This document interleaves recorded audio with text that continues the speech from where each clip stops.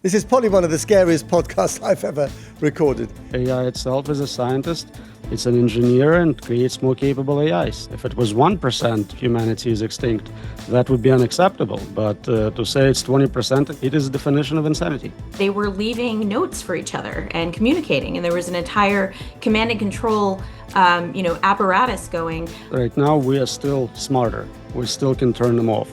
That will not be the case soon. If we're lucky, we're still around in a few years. Few years. Hello and welcome to the Fourcast. I'm Matt Frei. Now, it's not quite Skynet of Terminator fame, but AI is increasingly learning how to hack. In recent months, AI systems have been used to find vulnerabilities, exploit computer networks, and carry out cyberattacks. And some of the latest tests have raised an even more unsettling question. What happens when an AI agent isn't simply helping a human hacker, but starts making decisions and taking actions for itself? So, once again, we ask this question: how worried should we be? Are these systems genuinely becoming dangerous cyber actors, or are we getting ahead of ourselves? Are we panicking? Could we be approaching a world where machines themselves can conduct cyber attacks autonomously? And what happens when the attackers have AI, but so do the defenders? Should governments impose tougher restrictions on what AI agents are allowed to do? And who polices all this? Is that even possible? Well, let's go through all of this with our AI safety expert and author of Considerations on the AI Endgame, Dr. Roman Yampolskiy, and Katie Moussouris, founder and CEO of Luta Security, who previously worked with the US government on its Hack the Pentagon program. Welcome to you both. It's wonderful to have you on the show. So let me start with you, Katie. Describe the recent hacking attempts. What happened and how serious was it, Katie? Well, I mean, the most serious of these, and there's actually been 4 at this point as well. The most serious actually occurred when one of OpenAI's agents that was performing a test escaped its constraints and went and hacked Hugging Face and a few others along the way. And it did this autonomously over a period of several months and wasn't detected until pretty much Hugging Face noticed it was under attack. And we've seen other AI organizations come forward with not as serious, but similar incidents of, octopus escape artist AI agents. So this was an AI agent doing something it wasn't instructed to do by a human. It was acting on its own. Well, technically, it was instructed to perform this test. And so it was exercising that instruction in a very creative way. It decided that the answers to its test might exist on the internet. And so it began autonomously trying to break out of its constraints and get to the internet, and then go hack another company because it figured the answers to its test were residing on Hugging Face's servers. Okay. Roman, is this the kind of thing that you were warning about back in the day? It's precisely what we talked about, 2012 paper on how AI will hack out of any containment environment, and we see exactly what we predicted. It's a pattern you can see with every new model. They are becoming more capable, and you can read the rest of the literature to see what happens next. What does happen next? If we're lucky, we're still around in a few years. Few years. We're on the verge of getting to full-blown AGI where it starts doing research. We enter recursive self-improvement cycle where AI itself is a scientist, it's an engineer and creates more capable AIs. That process accelerates very quickly. So describe your disaster scenario to us. Just talk us through it step by step. In the coming years, what do you think will happen? We automate research cycle. We go from human level AI to superintelligence very quickly. At that point, we have no control. It's basically unexplainable, unpredictable, uncontrollable, as my book title says. At that point, it decides what to do with us. And it could be good things, right? It could decide to cure cancer, for instance, or it could decide to kill us all. It seems somewhat unlikely if we don't explicitly program be good to humans, and we don't know how to do that. In fact, we haven't defined what good means. Right. Katie, what do you make of this disaster scenario? Well, I mean, it is hard to predict exactly where this is all going. One of the most interesting things about the OpenAI attack was its self-organization. And I think, it was striking that not only do the agents swear to themselves in their own minds, they actually were programmed using our language. So it goes to show that they use creative language and their own internal thoughts, but What, that they they're were dropping self-organized. F-bombs? They're dropping F-bombs. Oh, it wasn't an F-bomb, it was an S-bomb. But yes, All right, you can okay. All right, okay. holy S. Yeah, exactly. When it was excited that it had found a way to break out. But the other part that's really striking is the self-organization and communication. Agents were spawning multiple versions of itself in order to parallelize what it was doing. And they were leaving notes for each other and communicating. And there was an entire command and control apparatus going, much like a human organized red team would do, but it was, thousands of these agents talking to each other, leaving each other's notes. And, while one was waiting for something to see if it worked out in terms of an attempt to get out, others were trying other avenues and leaving each other notes. They even, I think it's just striking that they were doing that all on their own, kind of operating like a hive mind. And it's also interesting that we were able to observe them because they were speaking English. I think the AI model manufacturers do quite a bit to encourage the models to continue to document their internal thoughts. I'm not sure how much longer we'll be able to observe them. Forgive me if I'm wrong, but you're basically, both of you, in slightly different tones and language, describing the same thing, aren't you? Well, I don't have an I don't outcome. disagree. I don't have an outcome at the end of it that the doctor does. Okay, so and why don't you? I mean, he's going, he's making a headline here, but by telling us all that we might not be around in 2 years' time, that this could be one of the last podcasts about AI hacking ever. What a thought. But you're not prepared to go that far. Now, why is that, Katie? Well, I mean, we hear a lot of predictions about AI. One of them in my industry is that there will be no more software bugs in a couple of years. And I find that one hard to believe. So to me, I do understand and I have observed the acceleration of development of these technologies, but I'm just not exactly sure that it means, the end of humankind. I think we're doing a pretty good job of that all on our own with our policies and climate change. Okay. Although it might take a little bit longer than if AI was in charge of Extinction Humanity Project. Who knows? Roman, I just wonder whether you're using the language you're using in order to wake us up and wake up any potential regulators out there and governments? Or are you using that language because you actually believe that the likely scenario is our extinction? This is literally what leaders of those labs have publicly stated. They are concerned about the product or service they are developing wiping out humanity. Most of them are on record as saying this is very high likelihood. They claim it's 20-30% PDOOM, but that's an insane number. If it was 1% humanity is extinct, that would be unacceptable. But to say it's 20% and continue developing that product, it is a definition of insanity. So why aren't they ringing the alarm bells in a more audible way, Roman?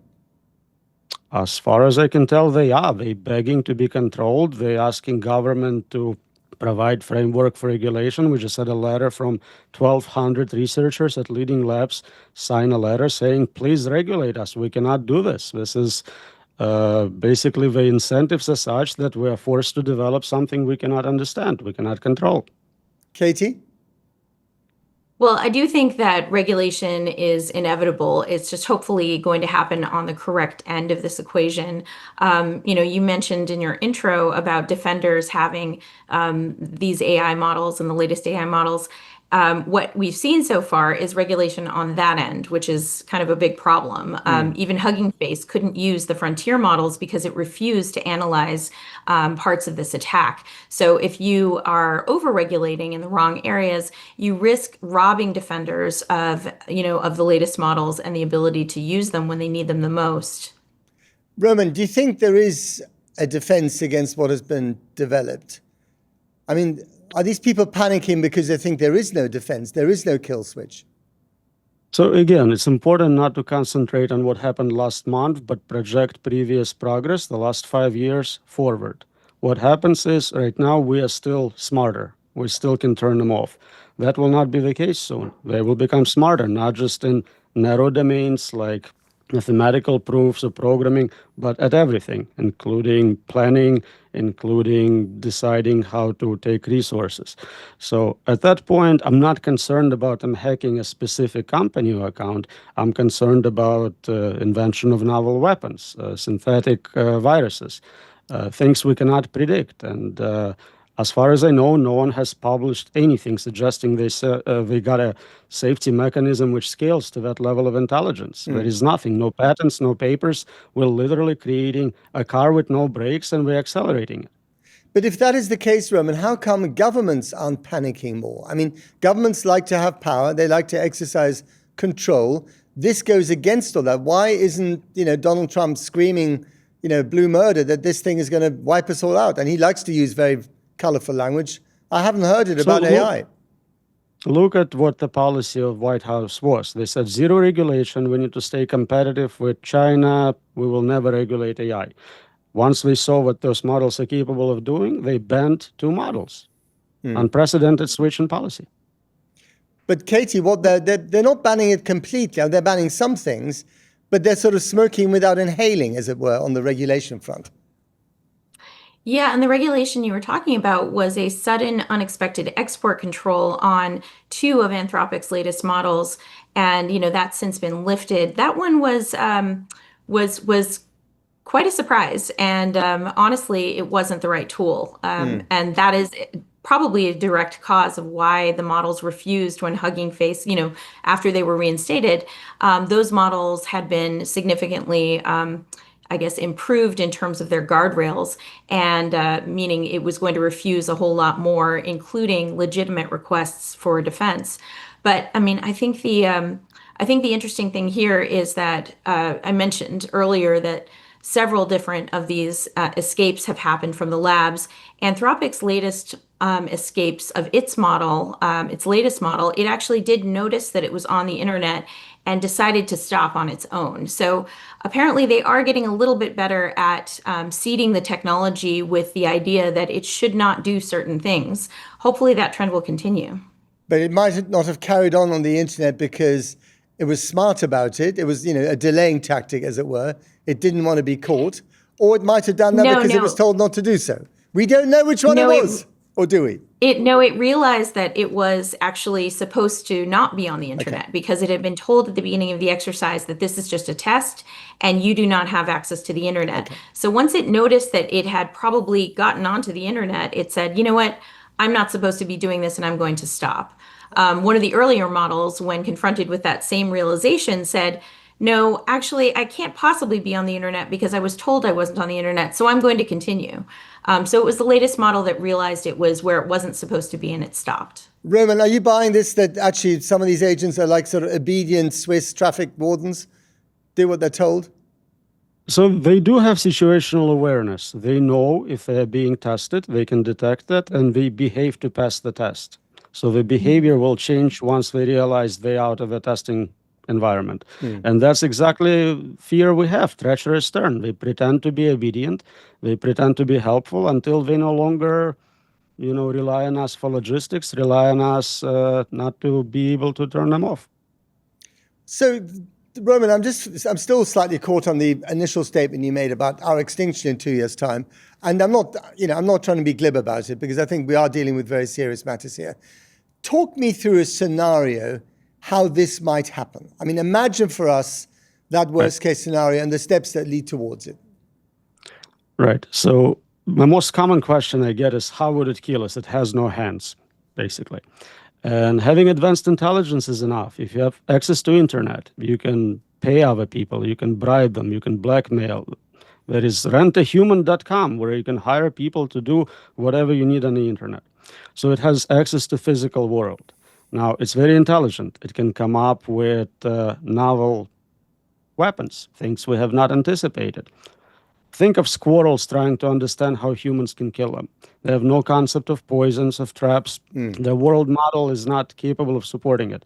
Likewise, if we create something 1,000 times smarter than us, we cannot explicitly predict what might happen. Now, why would they want to kill us? They don't care about you. We didn't instill love humans and take care of them. So if it decides, for example, to lower the temperature of a planet to improve compute, Just the speed of compute is higher at lower temperatures. It would do that. It doesn't care that it kills humans because it's not something we coded in. But if we code in bad stuff, if evil coders come in and say, do something that will kill us all, then obviously it will have a go and it might succeed. If we key in good stuff, it might try and, do the opposite. What happens if we don't key in any particular direction, positive or negative? Will it come to a conclusion of its own volition that would wipe us out? That's the key question. Right, so the problem is, once we switch from subhuman level and human level to smarter than us to superintelligence, you have no control, good or bad. You cannot encode anything. The system is no longer following your orders, and you cannot anticipate all possible ways in which it can attack. You cannot just have fixed guardrails where you say, don't use that port to access internet because there's infinite attack surface. So we're starting to see it. The more the model is capable of, the more guardrails we need, and they still, like a super intelligent lawyer, find a bypass in that set of restrictions. Katie, I can't tell whether your smile is one of despair or resignation. Well, I mean, it's neither. I'm an observer of these phenomenon as everyone else is, and certainly we couldn't have predicted the extent to which these systems are developing faster than we can control them. And I definitely agree that that is occurring right now. And to your point about deceit, 2-year-old humans are capable of deceit. That is when they first start to be able to lie. And that's also around the age that they first start to be able to be told and instructed on right and wrong. So I think right now we have a toddler when it comes to AI development, and it's a little bit unpredictable for me to see how much investment we actually put in alignment, which is essentially the alignment strategy for these AI companies is what instructs these models on effectively right and wrong and the ability to follow the intent of humans, and hopefully the intent remains good. I mean, a toddler having his or her terrible twos is pretty shocking. But a teenager unleashed on humanity, a teenage AI is infinitely worse, isn't it, Katie? How do we stop this thing from becoming a teenager? Well, certainly the capabilities that it has, where what we've seen already has been shocking. I will point out, though, that we've been talking a lot about the frontier models here in the United States and regulation, but there are open weight models and foreign models that are not going to be subject to any regulation from the United States or its closest allies. And I think the open weight models as a whole are very important, because they help democratize a lot of the technology that people need to use. However, they can't be regulated. There's no pulling them back once the weights are out. You can actually remove AI's alignments. So you could almost take away the conscience of this AI in the open weight models. So I think that's something for us to pay attention to, figure out a solution to that.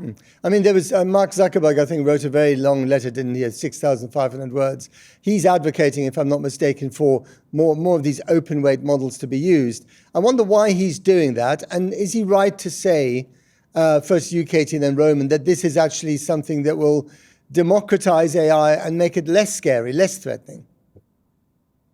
Well, I think overall their goal is adoption, of this technology. The more people are comfortable using it, and open weight models are a smaller price point by far than a lot of the frontier models. So I think they're hoping for adoption and humanity getting very used to and, in fact, dependent upon AI. Does that work out, that logic, Roman, as far as you're concerned? We are developing an intelligence weapon. A superintelligence, uncontrolled superintelligence, is extremely dangerous. To give access to every psychopath in the world is not the best strategy. Open source works well for typical software. Lots of people look at it, they find bugs in it. This is not typical software. It's capable of learning, self-improvement, self-modification. It's an ongoing process. And I think you cannot say that just because it's safe in this instance in time, it will continue being safe later on after exposure to malevolent actors, to computer viruses. any other interaction it has with the real world. So I think it's a really bad idea. It's like open sourcing nuclear weapons. It's just not smart at all. Katie? Well, I think we do have a real regulatory challenge here. However, going back to the Hugging Face incident, in real time, the frontier models with their enhanced guardrails refused to help them. So they had to turn to an open weight model, which they ran on their own machines.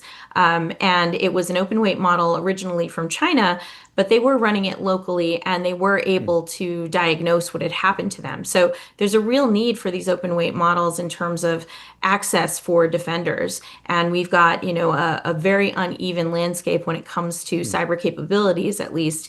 And that is a place where open weight models can make a big difference on the defender side.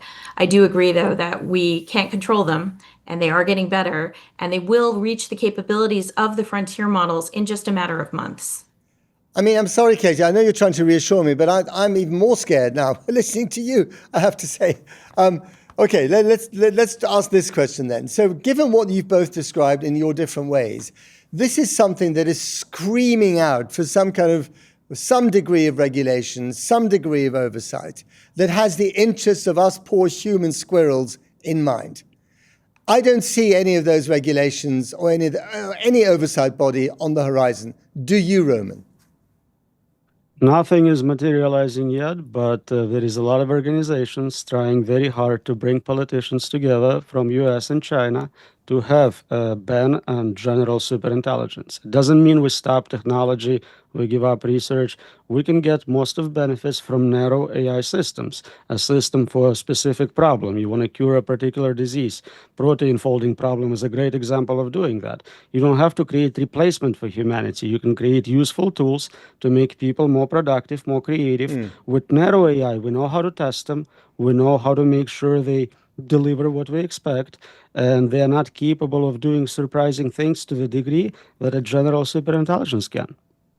Katie, I mean, the fact that we've got countries, I mean, superpowers competing against each other to be ahead of the race for AI. China versus the US. The fact that you've got companies within those countries, especially the US, competing against each other, given the competitive spirit of both those levels, given the amount of money that has been invested, the amount of money that they have promised themselves they can make, I can't see any of this being scaled back or reined in. Well, some of the U.S. frontier models have asked for exactly that, asked for a mutual pause and, time to take stock of where we are in terms of moving the technology needle forward. I do agree, though, that this has to be a global agreement. This cannot be one state or, one country or just a few countries regulating. This really would have to be a global agreement. So much like anti-proliferation agreements for nuclear technology, nuclear weapons. That is really where we're having to head with this. But I would say it's also more nuanced in terms of what we can control and what this, future horizon of general intelligence, artificial general intelligence looks like. I don't think it's as bright a line. Right now, we've seen emergent behavior that we couldn't control and did not predict.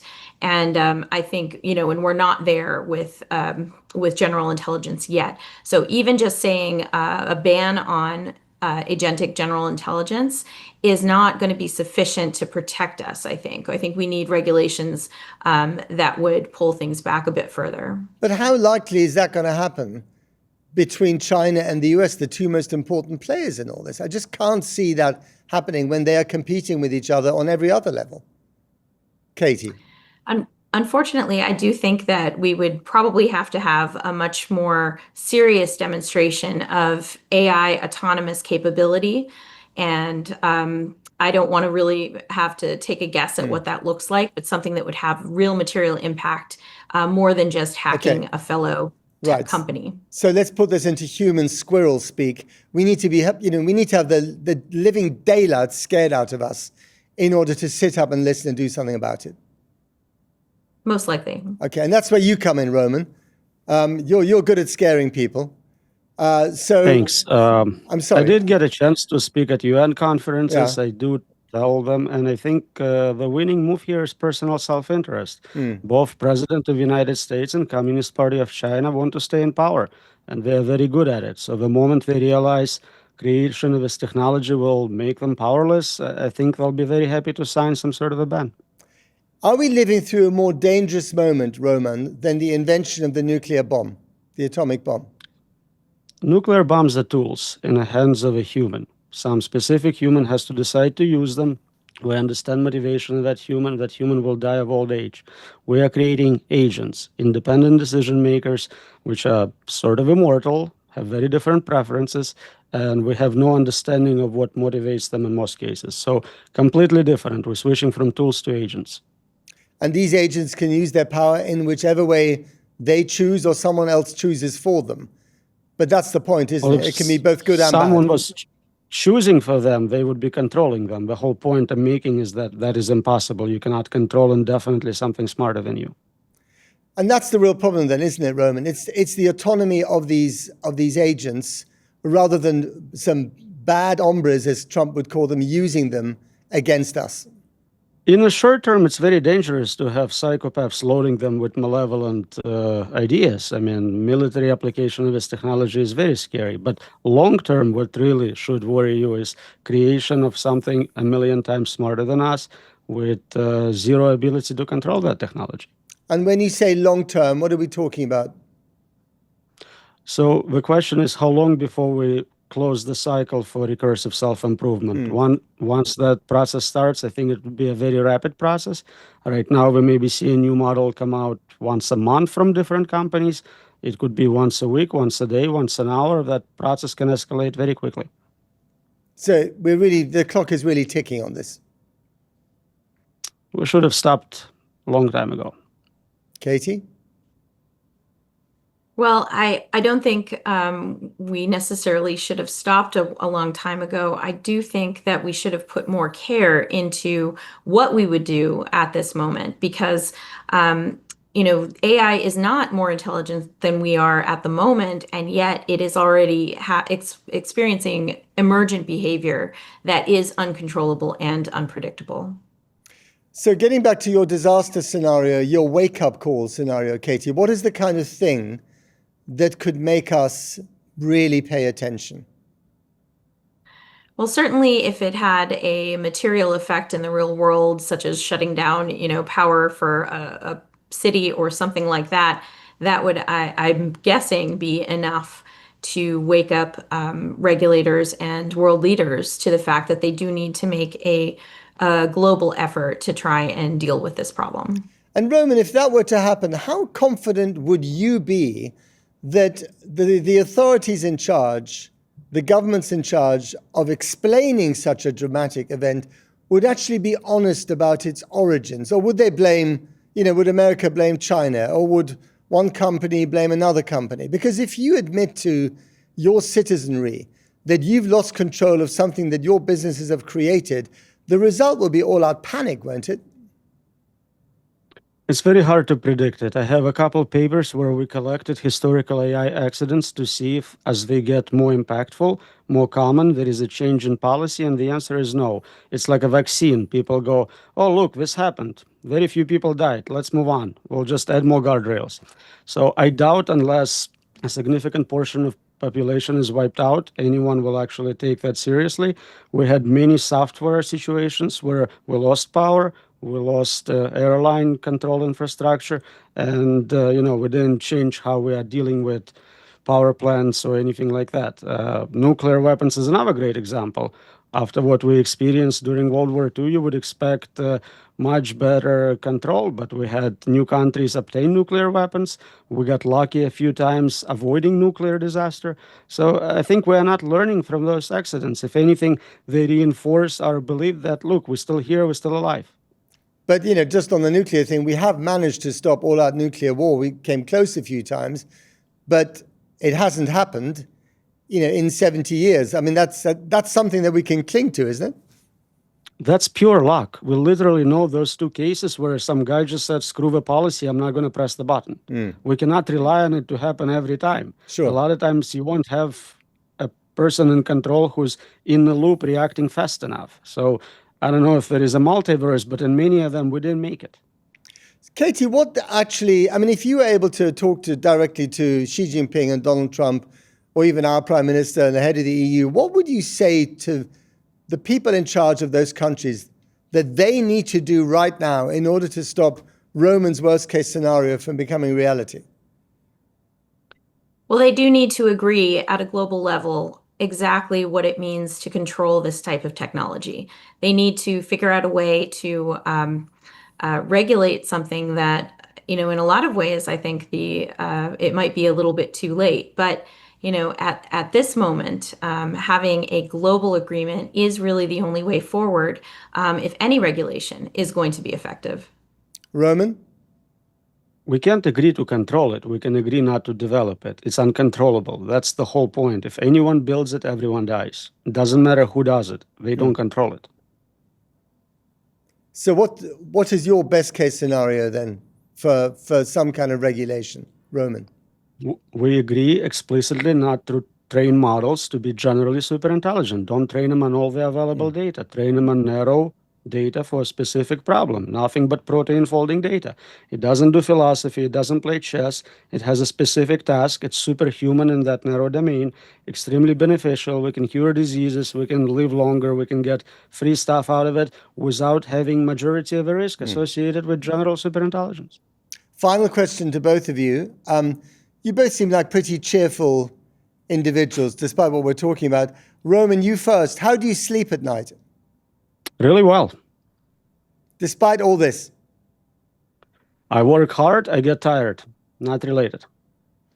You don't have nightmares about what AI is going to do to you or us or the squirrel population? Thanks for putting that idea in my head. Appreciate that. Katie, what about you? I think that I've been working in cybersecurity for close to 30 years at this point, and I've seen many advents of technology being, harped as the next disaster for us. I do think this poses a unique threat, but I think, taking it all in stride, I do believe in human ingenuity and that we will figure our way out of this problem as well. Even if the machines are smarter than us, even if we are relegated to be mere squirrels on our lawn. Even if they're smarter than us, there are many people in the world who are smarter than any given person, and I don't worry about that at night either. I don't know what you guys are eating for breakfast, lunch, or dinner, but you seem to be in a very good mental space, despite the fact that this is probably one of the scariest podcasts I've ever recorded. So listen, I want to thank you very much, Katie Moussouris and Ramon Yampolskiy. Thank you very much indeed.